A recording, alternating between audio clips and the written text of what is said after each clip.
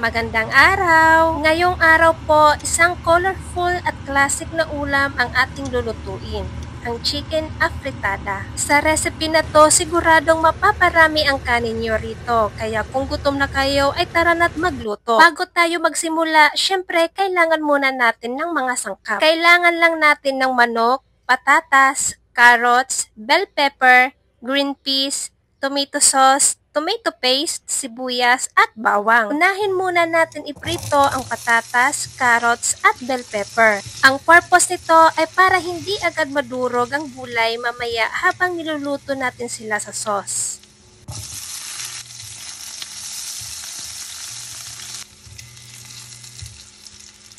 Sunod naman, gamit pa rin ang parehong kawali ay iprito naman natin ang manok. Sa ganitong paraan, natatanggal ang langsa at mas maganda ang texture ng ating manok. At pag nag-light brown na yung balat ng manok, ay tanggalin lang muna natin to sa kawali.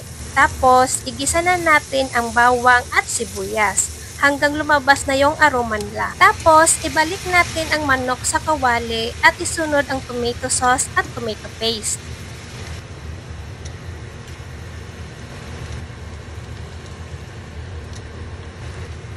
Haluin lang natin ng mabuti, tapos lagyan na natin ng tubig.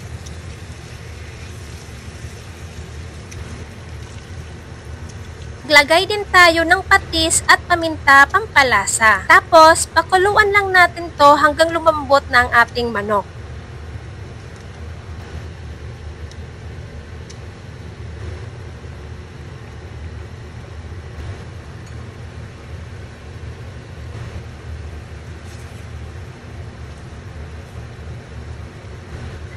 Kapag luto na ang ating manok, ay idagdag na natin ang carrots, patatas, at bell pepper na prinito natin kanina. Haluin lang natin ng dahan-dahan para maiwasan natin na hindi madurog yung gulay natin. Tapos, lutuin pa natin to ng ilang minuto.